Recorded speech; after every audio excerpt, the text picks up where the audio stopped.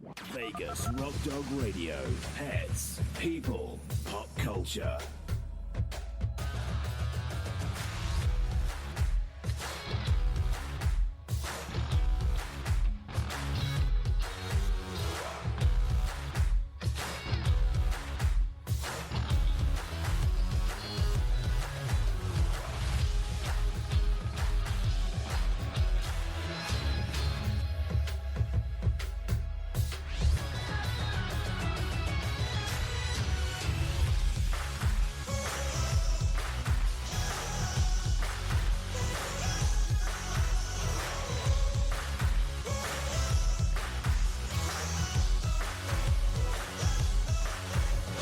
Bring on the host, Sam, the queen of rock and roll dogs. Hello everyone, I'm Sam, the queen of rock and roll dogs and the host of Vegas Rock Dog Radio. On today's show, I'm talking about how you can find a qualified force-free trainer. So, stay right there.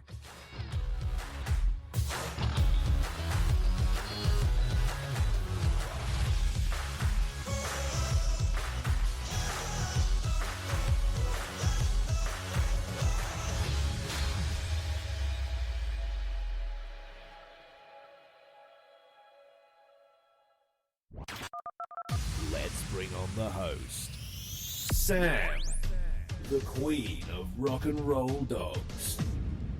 Hi everyone, welcome to the show. I'm your host Sam, the queen of rock and roll dogs, and this is Vegas Rock Dog Radio. We're a rock and roll show all about pets, people, and pop culture. In studio with me today, I only have Miss Thornton because Mr. Twix is down at the groomers, and I've got Mr. Jim who's producing the show. Once again. Here we are again. It's a big show today, so we're not going to do too much chitty chat prior to the topic because it's a very big topic and it's one that's important and it's one that can be very confusing for people, and that is how to find a legitimate dog trainer. And a lot of it's going to be, checking some registries. I'm going to give you some tips and tricks, let you know what the red flags are, and also just to let you know that you do need to use your gut instinct as well. I think that's really important. But before we do that, let me tell you how you can find us elsewhere on the internet. We, of course, have our website, vegasrockdogradio.com, and you'll find us on Periscope, Facebook, Twitter, Pinterest, Tumblr, and Instagram. We have a blog, and the blog is therockandrolldog.com. And if you miss a live show, which is a shame sometimes if you miss it when it's live because you never know what's going to happen, then you can find it on iTunes, iHeartRadio, Spoke by SiriusXM, Spotify, and pretty much any podcast app that you use on your phone. Just search Vegas Rock Dog Radio. It's quite easy. So there you go. Now we've got all that out of the way. As usual, we always have a busy week, don't we, Jim? I mean... Yeah, they just go from one to the next sometimes. They do. I guess that's how they go anyhow. That's how they go, but they fly by. These weeks absolutely fly by. I just want to tell you one little piece of information. I've got a friend who's going to have a positive force-free reinforcement training show on a big network, Jim. So when all those details come out, I'm so thrilled because it's about time we had something that was current in regards to dog training. So that kind of dovetails into what we're doing today. Talking of dovetails, well, not so much doves. The quail, oh my gosh, we've always had quail at the back of our garden. They're thriving, aren't they, right now, It's the Jim? summer of quails. Seems like they're everywhere around where we live. They're adorable, and twice a day, they hop on the wall between our house and the neighbors, and there's a whole family of them. And they trot along. Well, they don't quite trot because they have to hop over the little holes in the top of the wall. But it's lovely to see them, and they look like they're in really good health too. But it's very nice to see that, the nature. We love the nature. But yeah, they're an unusual looking bird, aren't they, Jim? Yeah, they're awesome. Okay, so let's get on with today's topic. Today's topic, as I say, is a big one. How to find a dog trainer who is certified and only uses force-free methods. Now, there are many factors to consider, like I said earlier, when you're looking for a dog trainer. And I was already working on this show before today because it's such a big topic. But while I was working on this show, there was a horrific video that surfaced here in Vegas of a trainer using a baseball bat. He was shouting, helicoptering over a dog, intimidating the dog, and on top of that, he was using a shock collar. That poor dog was pancaked out on the floor, absolutely terrified and paralyzed. And I was surprised to see that the news actually did show the entire video, which I was very happy about, because I think people needed to really see the reality of someone who is not a trainer. That is not a trainer. It was a board and train place with unqualified people using aversive methods. And, you know, let's not sugarcoat it. It's abuse. I mean, that is animal abuse to do that to a dog. And who knows how long the dog had been there. I mean, to be there 10 minutes and endure that is horrific. I mean, and most people drop them off 2 weeks at a time, sometimes longer than that. And it was a bad situation. And I say, I'm glad they showed it, because people started to react to it. And people were outraged. There were, of course, people that used shock collars, choke, and prong collars that were defending it. It's outrageous, to be honest with you, completely outrageous. But it was all during this, you know, me researching for this show, that this came along. I thought, well, now's the time, people. Let's get this finished and get this out there. So I'm going to help you find a certified trainer. One in force-free methods. I'm going to explain why a board and train facility is not a good choice. Demystify what aversive, force-free, and balanced methods of training are. Tell you about what I call the tricky Mickey deceptive verbiage to look for on websites. What questions you need to ask, where you're going to go online to check for a certified trainer, which organizations you're going to look at, and how to find out if they're a legitimate business. Because, you know, if you're serious about your business, you'll have everything in place. And those red flags when asking for information, and if they won't disclose how they train and with what they train with, which I have an interesting little interaction to share with you. Where to look for reviews. I mean, reviews are never the first thing you want to look at. After you've done all of your homework, then you're going to check out some reviews. And why you should question your friends, your vet, your groomer, and your pet store owner when they recommend a trainer. How to figure out how aversive trainers are masquerading as positive reinforcement trainers. That's happening a lot. They're picking up on the positive trainer verbiage and using it, even though that's not what they are. What kind of training equipment you need to stay away from, and ask how to ask them if they're CPR and first aid certified for animals. That's important. And you're also going to ask yourself, do I really need a trainer? And I'll tell you what that means. And how to follow your gut. It's so important. And as I say, some of those tricky words that these trainers like to use for the shock collar, you know, for example, TENS machine, remote collar, e-collar.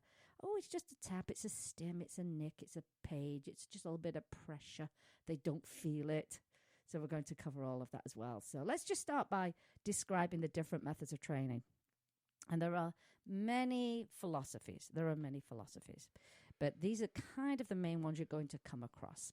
Aversive, unpleasant, and negative. So aversive training is unpleasant. It is negative. So if that's not a turn off without me even explaining it, I don't know what is. But aversive is something unpleasant that is used to suppress or diminish an unwanted behavior.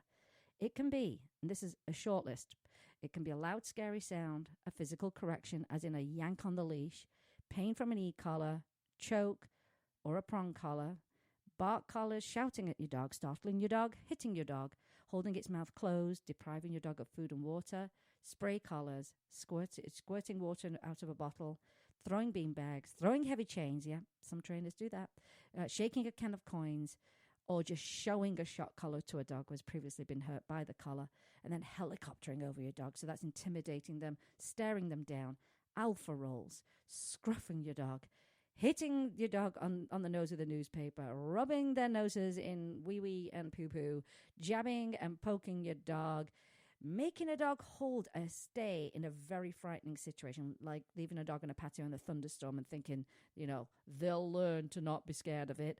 So if it's emotional or it's physically unpleasant, it is aversive. It's a huge list. Not that list. That's a short list. There are tons more to add to that list, but the list is very, very long. Now, there are people who will say that these methods work. And yes, they do. But at what price? And are they even necessary? And does it really give you the result you're looking for? So think of it this way. You start a brand new job and you're not given any training on what to do. You're only told what not to do. So every time you get it wrong, you get chastised, you get told off, you get punished, but you still have no idea what it is you're supposed to do because they haven't told you what to do. They just say, don't do this when you do something they don't like. So what you do is you base on your experiences whatever you're punished for, you avoid at all costs, don't you? You will try, well, I won't do that again. But it could be something else that's still wrong and you get punished for it. So it's important that we do train our dogs to, we tell them what we want. We tell them what we want, not just no, because what does that even mean? And now who wants to be punished? And it leaves you helpless, and it leaves your dogs helpless, and it doesn't give you any choices because you haven't learned anything other than to avoid the very unpleasant thing. So there you go. And imagine if you're just emotionally, you're very scared of doing the wrong thing. It makes you paranoid. It makes you paralyzed. You're fearful. And the same kind of thing is going to happen if you do that to your dog. So it's like that with aversive training. You're not showing your dog the desired behavior. You're only punishing the undesired behavior. Your dog has no idea there's another way. So what's happening is you're abruptly stopping or suppressing a behavior, but you're not changing it at all and saying, this is the preferred thing, and this is where we get rewards. With aversive training, it's just no, So, and there's no cue or any idea that's required, and the punishment often just feels like it comes out of the blue. So how can you expect your dog to understand that? And it is a vicious, and I mean literally a vicious cycle. And all the while, the aversive trainer or the person who uses this type of training, they do tend to become very empowered because they truly think they are training their dogs. They really do, but they are doing it through fear. In this type of training, pain is the motivator. Let's not make any bones about it. Pain is the motivator. And if I was a dog, I'd avoid pulling on a prong collar or a choke collar. Absolutely, I would, to avoid the pain. But you may perceive that as, oh, it's working. It's working. No, your dog's avoiding the pain. And studies have shown an increase in aggression in dogs who are trained with what they call positive punishment and aversive tools. Anytime you hear the word positive, punishment, negative, aversive, kind of need to stay away from that. And of course, with any of these things that these types of trainers use, these prongs, chokes, and electric collars, there are alternatives to these painful, very painful collars. How about a harness? And they're going to tell you, it encourages pulling, but it actually doesn't. And physiologically, it's much better for the dog. So, and this is why, I have a big issue. If you've been presented with information that these types of training tools harm your animals, I will say this, you are willfully harming your animal. And I call that abuse. So if you continue to use these tools and these methods, knowing, and you've been presented with this information, then you are willfully harming an animal. There's no arguing about that. Now, you're going to hear about force-free positive reinforcement training, which is what we do. And what you're doing is you're adding something to increase the desired behavior, something good. So giving more of the good stuff to reward the good behavior.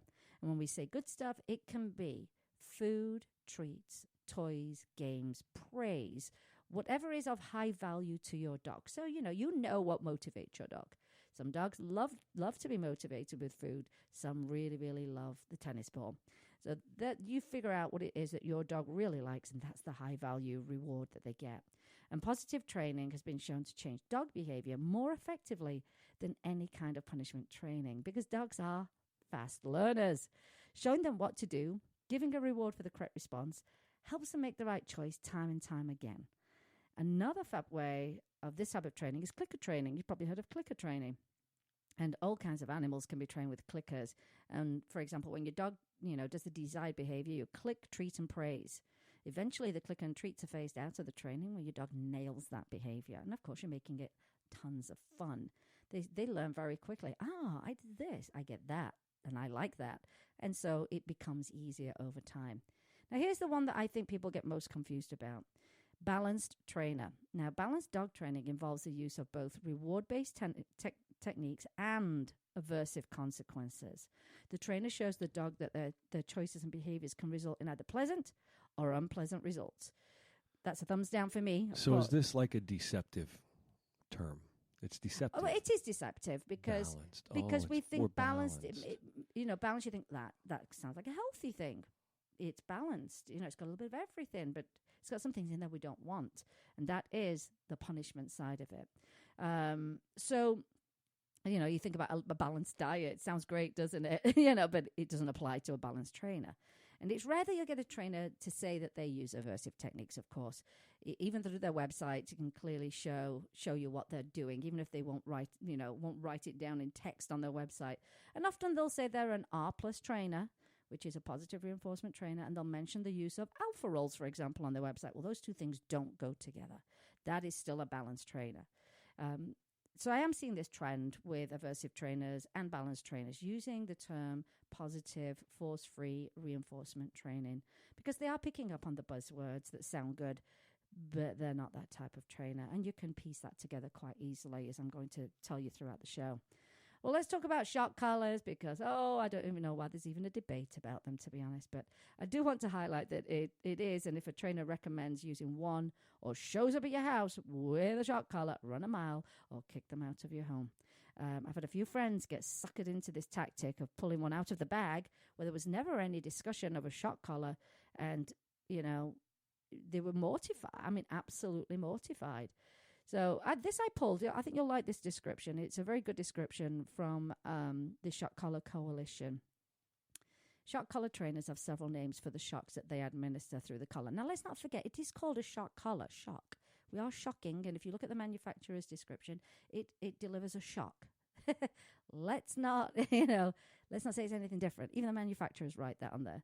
They'll use the words a tap, stim, nick, a page, a static, an application of pressure, and it does. And like this on the website, it sounds like something short and relatively benign. Even the word shock, although it is much more negative connotations, and that's why trainers don't use that word. It sounds like, it's something brief. You'll get over it.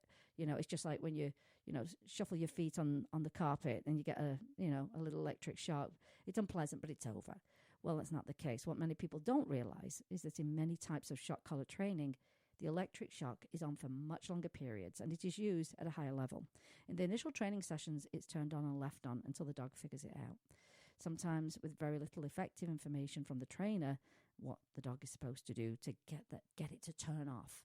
So that's a great description, I think.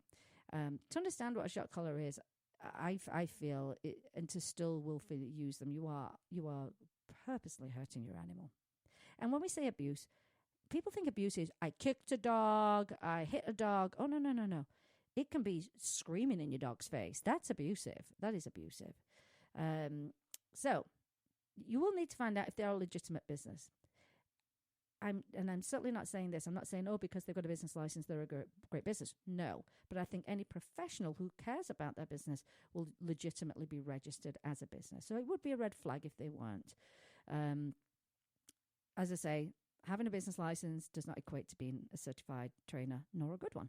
But you want to make sure they are working legitimately. And you can check their business license with your local government business office, or check their LLC with the Secretary of State.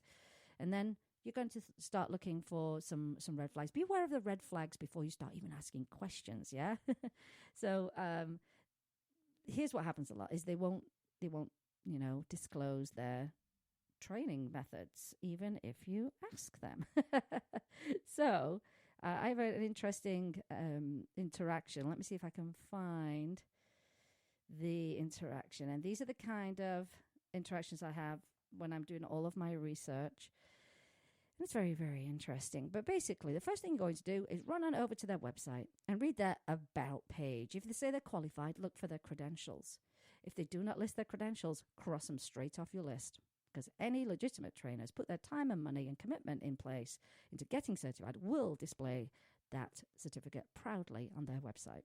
If they say they have 30 years training experience, or a team that has 150 years of collective training, which means absolutely nothing, by the way, strike them off the list, because, again, they're not listing who they are certified with.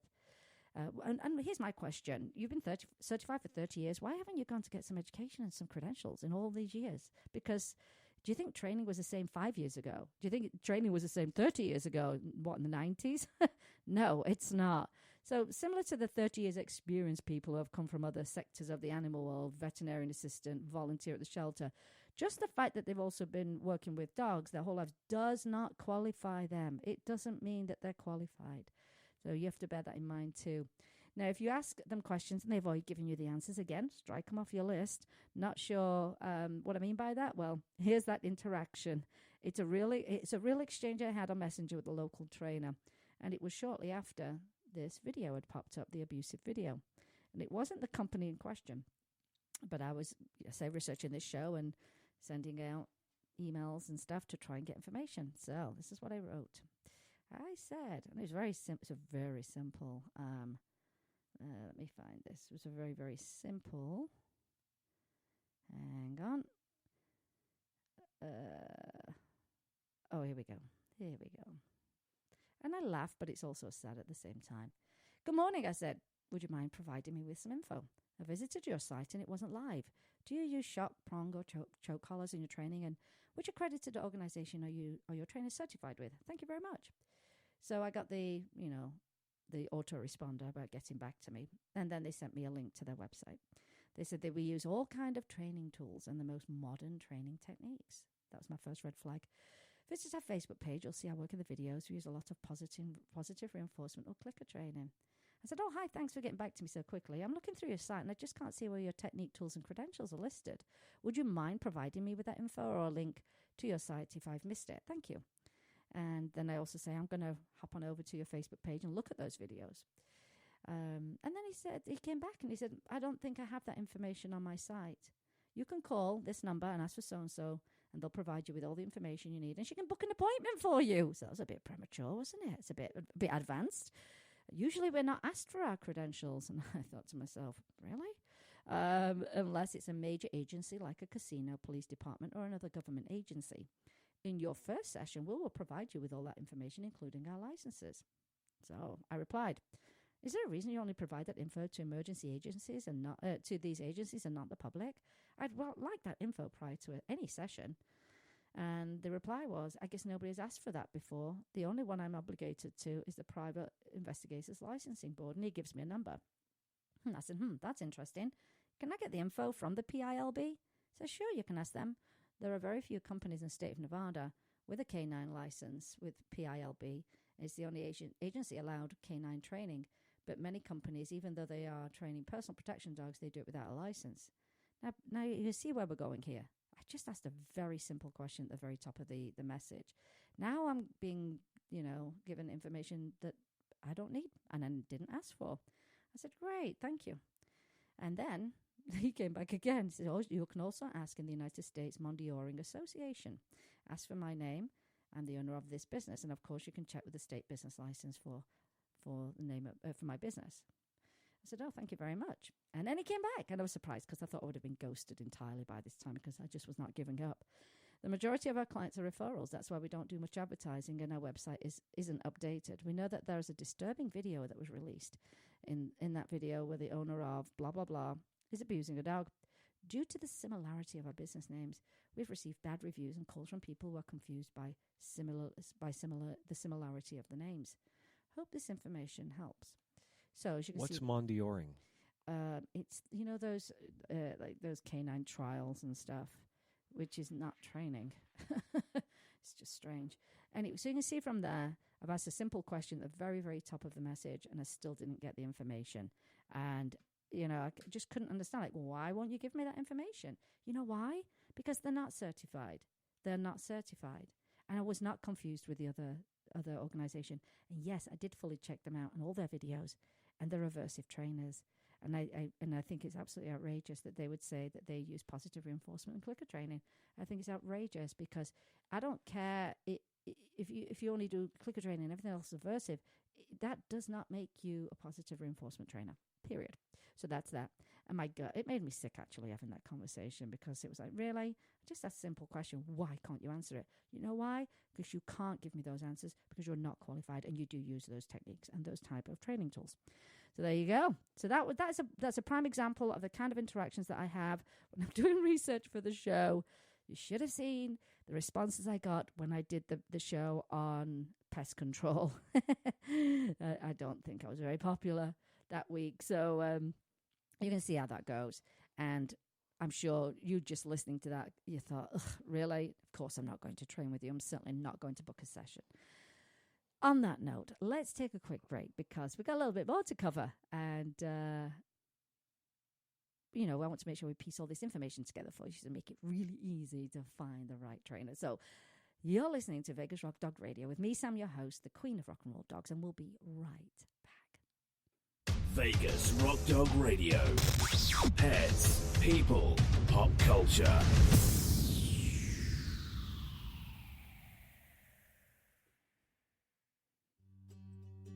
Pet Scene Magazine is dedicated to Las Vegas pets and the people who love them. It's a source of news and information for pet lovers, as well as offering valuable coupons and specials on pet products and services. Find them online at www.lvpetscene.com or look for them on Facebook. Vegas Rock Dog Radio. Pets, people, pop culture. Welcome back, everyone. You're listening to Vegas Rock Dog Radio with me, Sam, your host, the queen of rock and roll dogs. And we're on to part 2 of how to find a positive, force-free trainer for your dog. So that example prior to the break, laughable and sad all at the same time.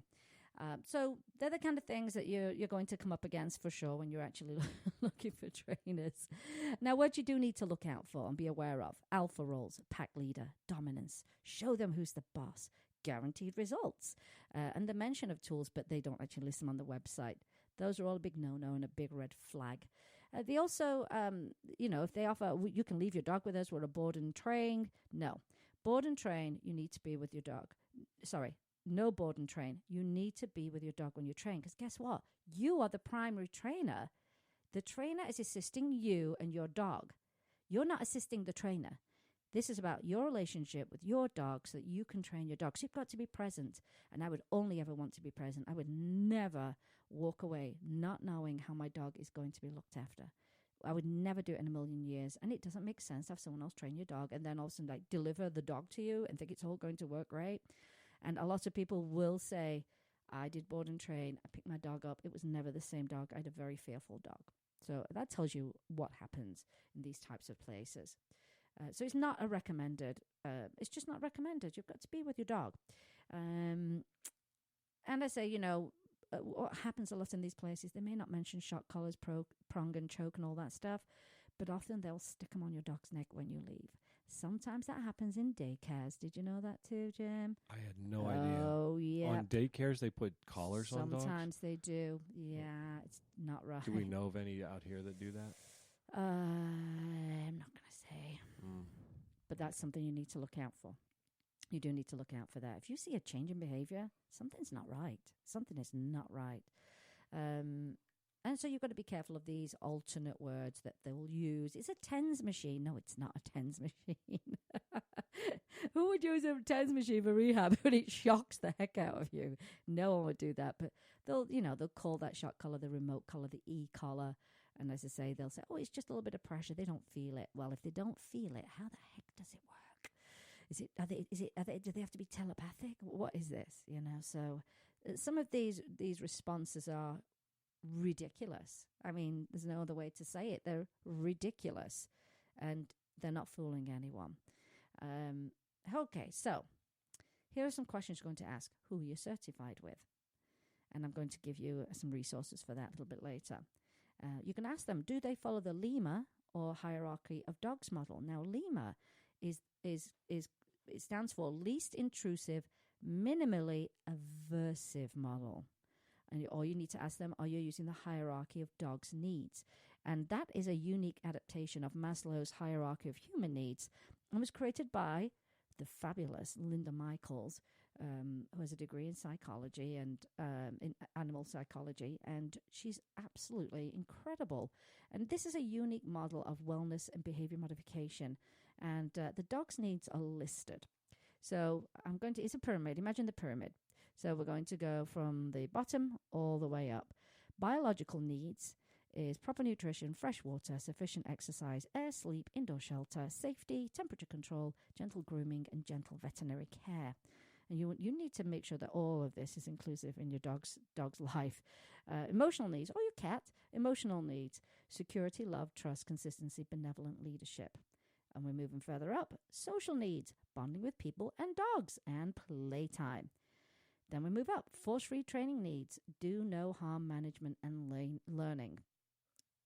On the top is cognitive needs, choice, novelty, problem solving. So all those things need to be included in your dog's life.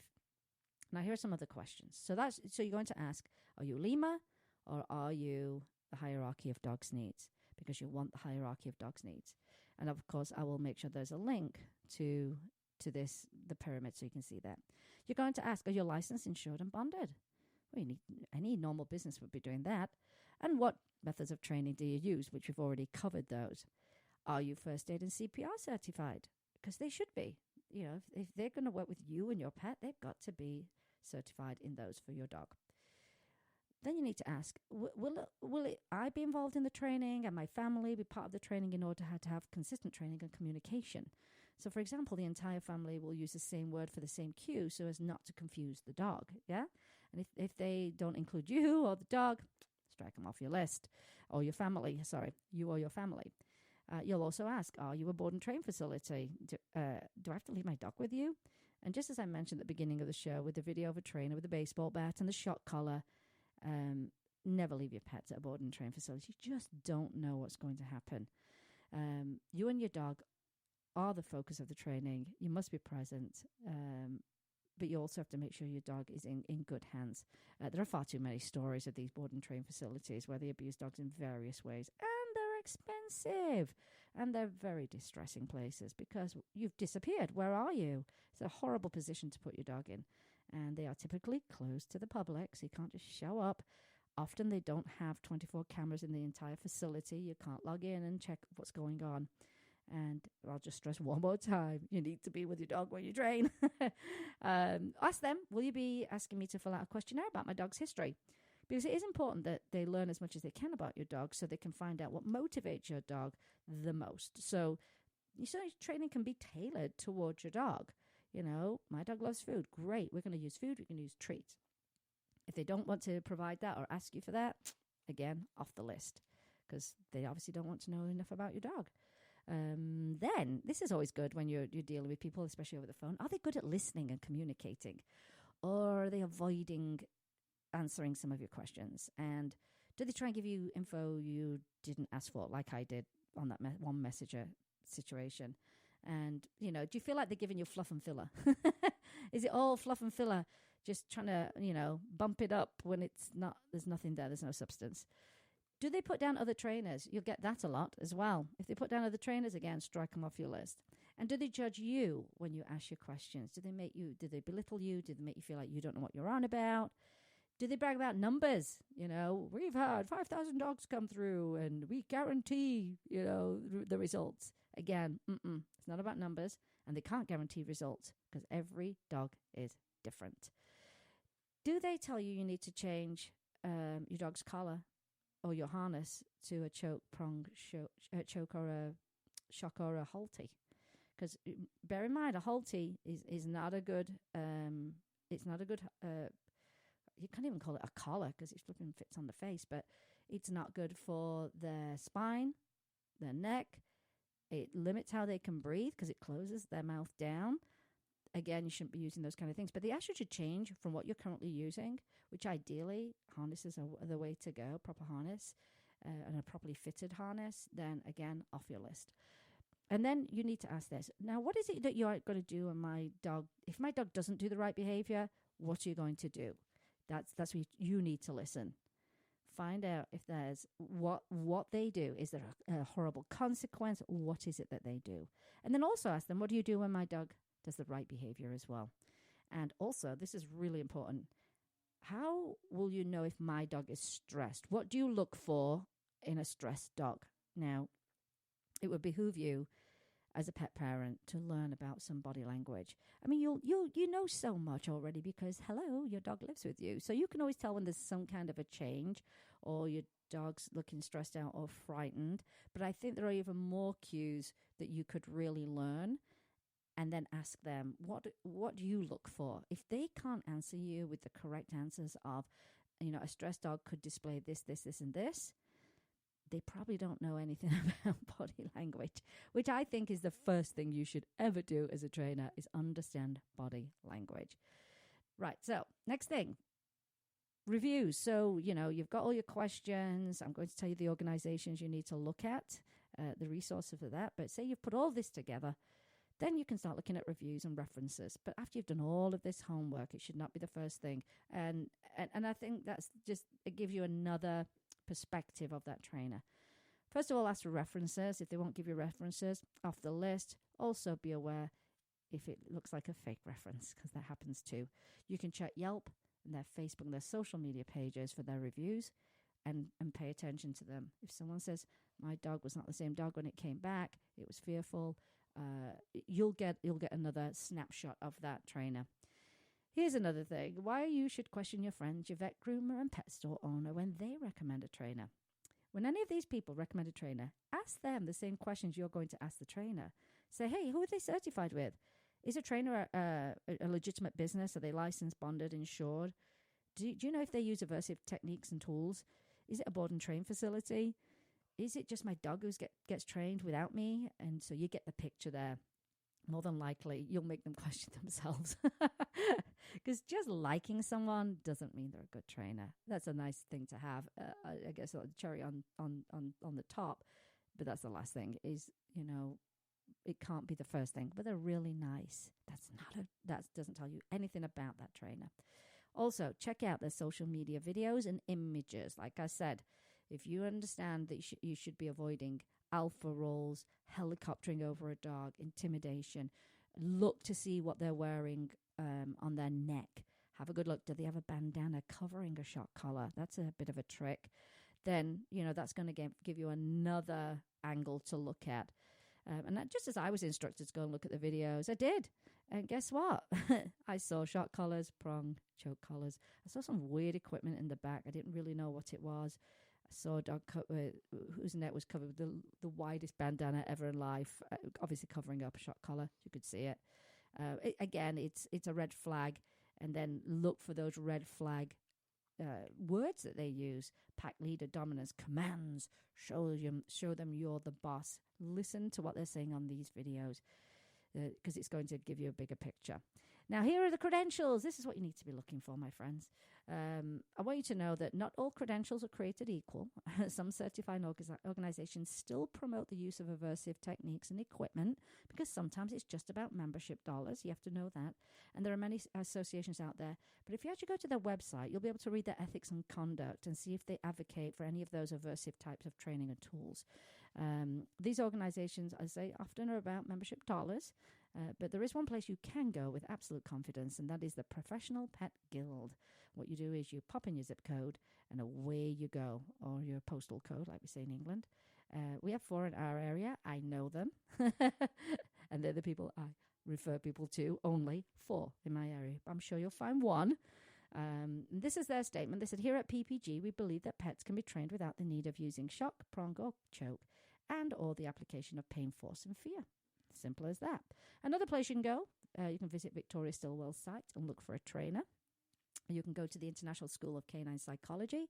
You can go to the Karen Pryor Academy, the Academy of Dog Trainers. You can go to ICAN, which is the International Companion Network, to search for a trainer as well. And, of course, I mentioned Linda Michaels earlier. She's a phenomenal trainer. You can most certainly reach out to Linda. And as I say, well, we've got 4 in our area, but they're the ones that I recommend. I'm going to just scroll through. Here we go. They just believe that, PPG believe you can train your dogs without using these techniques and these tools that harm your dogs. And proof of that is in the Little Dog Trainer on YouTube. Have you seen her? Oh, my gosh. She's maybe 11. She's called the Little Dog Trainer. She's maybe about 11 years old. And check out her videos on YouTube. She's got a fairly big dog, actually. Watch the videos, and if you watch those videos, you're going to go, you know what, that's pretty amazing. Positive reinforcement training does work. No one can argue that. And she's a little girl. And she's brilliant. And I was just, when I saw her, I thought, this girl's great. She's cute on the video too. She's really cute. And she says things, kids just say things straight up, honest. That's what I like about her videos. She's like, no, we train them in a positive way. We don't harm our animals. I'm like, yes, I love this girl. And of course, I'm going to link all this stuff in the show notes. Now, here's a question. If the little dog trainer can train her big dog, then have you asked yourself, do I really need a trainer? Because I want you to be empowered to make your most informed decisions you can when it comes to training your dog. But let's not overlook the fact that you can train your own dog, and you can get started today by joining Linda Michaels' Do No Harm Dog Training group on Facebook and pick up a copy of her book. It's of the same name, Do No Harm Dog Training. It's a brilliant group of people who are so helpful and supportive when you ask questions. You'll learn so much. You'll gain some friends in there. People are very respectful to each other. And think of it this way. If you do decide to train your own dog, you'll both get to learn together and build your bond together. And I mean, is there anything any better than that, in all honesty? And as I said, Linda Michaels, she's a dog behavior consultant. She's in Del Mar, actually, and she studied psychology, animal behavior at San Diego State University. Can't think of a nicer place to do that. And she recently, the Pet Professional Accreditation Board, she was recently named, where's Linda's name? She was recently named, why can't I find it?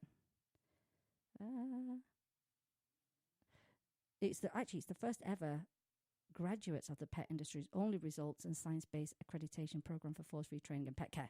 And she's part of that. Amazing, really amazing. We're getting somewhere now with people. And as I say, there's quite a few resources there, but you will just go to those sites. You will, put in your zip code, postal code, and you'll be able to find yourself a trainer. Now, once you've selected your trainer, if they've got a facility, ask for a tour of the facility, if they've got one. Have a good look around. Look for anything that looks weird, that doesn't fit the criteria of a force-free trainer, because your homework's not done yet. So at this point, I've given you tons of red flag things to look for, when you go to these facilities: bandanas and dogs, weird equipment, odd words that they use, because by now you know what they are.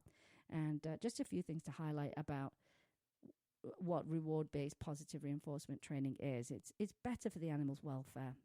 And welfare needs to be at the forefront of everything we do with animals.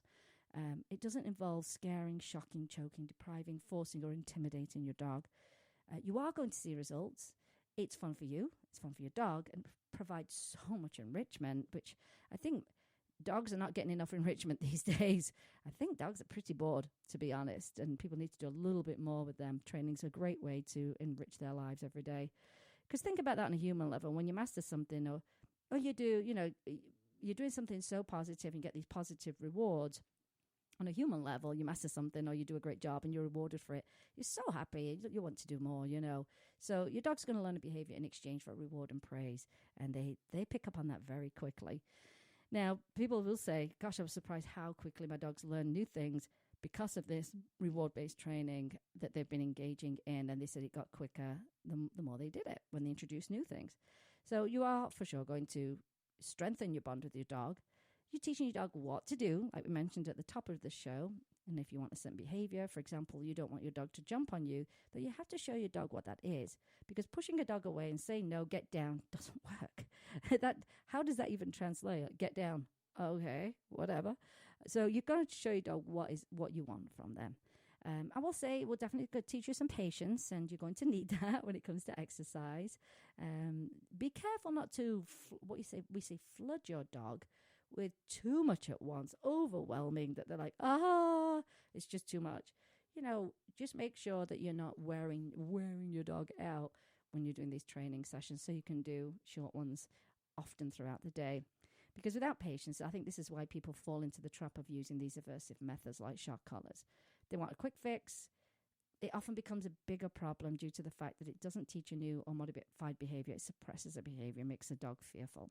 So don't mistake behavior suppression for behavior modification. You want modification, and that's why I needed to do this show, to help you wade through all this crazy information. And of course, I'm only scratching the surface when it comes to training. Trust me.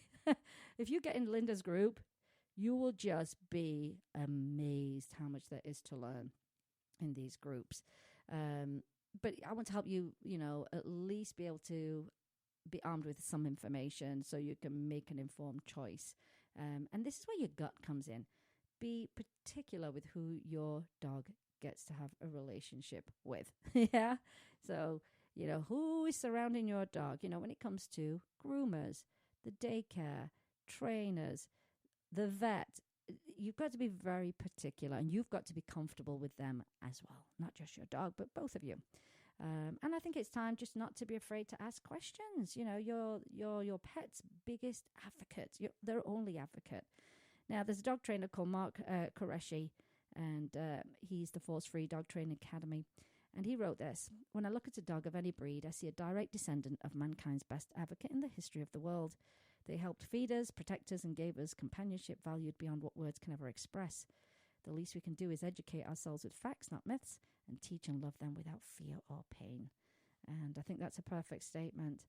Now, as part of this show, I've created a dog trainer checklist, so you'll be able to download that in about a week's time, and that'll help you just check those things off, and so you can find the perfect persons. But remember, you're training your dog with the help of a trainer, not the other way around.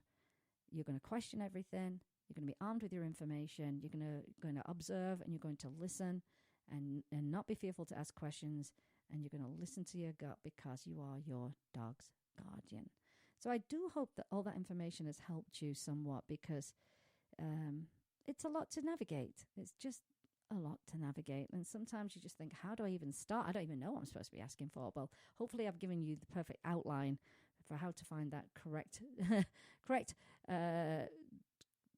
trainer for your dog, the one that's certified, the one that listens to you, the one that includes you. So there you go. It's a lot of info, but as I say, so it's like an iceberg. There's twice as much underneath, my friends. There's twice as much underneath. But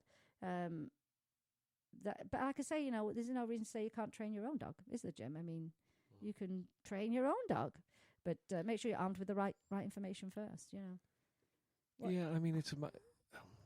You know, sometimes it speaks of, okay, we just want to get someone to train our dog because we don't have time to do it ourselves, or we can't be bothered, you know? Yeah. And it's like... And that leads to, I'll tell you something, either using, like, say, a shock collar or something like that, or just getting rid of the dog. That happens a lot. In fact, I've had a friend reach out this week. She's pretty frustrated with a family that, we want to get puppy, and she said they just don't have time. They don't have time, and they're not going to train it. And sure enough, they got a puppy, and she asked me for a recommendation, gave the best trainer in town, but they wanted it to go faster. And they were contemplating a board and train. Oh, well, you know, my mother-in-law sent her dog off to blah, blah, blah, blah, blah. And I'm like, yeah, probably ruined her dog. But you see, that's usually what happens. And I think when we come from also a rescue perspective, we see that. We're like, oh, here it comes. Impatient, no time, don't want to be involved, just make it happen. Someone just needs to train this dog. And it just doesn't work that way. It ends up with, you end up with a mess. And if you've got a puppy, you've got an opportunity to start from scratch. You know, start right from the very beginning, positive reinforcement training, make the effort. The animals are worth it. I think when you say I'm bringing an animal into my life, it's a massive commitment, and you need to honor the commitment. You just need to. That's your responsibility. But she did manage to, she was really stressed out over it, and she did manage to say, no, stick with the trainer. We'll see what happens. You know. I would not be surprised, though, if we hear, oh, they need to rehome their dog. We had a puppy, and it took, 2 weeks of attention? I think it was 10 days to potty train, fully potty train. That was that. Food motivated. Lots of praise, like it was a party. Every time they went out, 10 days. It's not a big sacrifice, trust me, my friends. Just for the potty training, it was not a big sacrifice at all. And it's worth it. Stick through it. I think we are, though. You know, the society does like things to be fixed straight away and quickly, and I'm like that with certain things, but certain things just take time. It's like saying, okay, I want to grow some apples. Grow faster. No, the apple is going to grow at its own rate. Be patient. Well, I do hope all this information has helped you, and I will have that checklist up in about a week's time for everyone. We'll share it, of course, on our Facebook page and the links that I've mentioned in this show. I think we're good. Jim. I think that's today's show. There's nothing more to be said. It's very content-driven. It is definitely content-driven. I said lots of research for the show, reached out to tons and tons of trainers, and as I say, I have a list of 4 for the Las Vegas area. Hopefully we'll get more and more people that go into training, getting certified with some of these great organizations, and hopefully we'll have more to choose from. But 4's great for now. I'm glad we've got someone. Well, that's it. Remember, you can help an animal in need. Either rescue, adopt, donate, volunteer, share their information, or train them properly with positive reinforcement. Rescue your next family member. Replace the word shop with adopt, and be kind to all animals. Thank you, Jim, for running the show. It's much appreciated every single week. Thank you very much for that compliment. I do it anyhow. Yeah, you're welcome. Thank And you very much. would you please take a moment and everyone just go and like our Facebook page, follow us on Instagram and Twitter. Don't forget to post pics of your pets on our page. We love to see your fur babies. Tell us their names and what it is you love about them. And today you've been listening to Vegas Rock Dog Radio, where it's all about pets, people, and pop culture. I'm your host, Sam, the queen of rock and roll dogs. And always kiss your pets good morning and good night. And I'll see you next time. You've been listening to Vegas Rock Dog Radio. Pets, people, pop culture. You've been listening to Vegas Rock Dog Radio. Pets, people, pop culture. Visit Vegas Rock Dog Radio for more information. Find us on Facebook, Twitter, and Instagram. And subscribe on iTunes and iHeartRadio. And remember, give your fur babies a big kiss from me, Sam, the queen of rock and roll dogs. You must not rely on the information in this broadcast from our hosts as an alternative to medical advice from your veterinarian. If you have any specific questions about a medical matter regarding your pets, you should consult your veterinarian or specialist.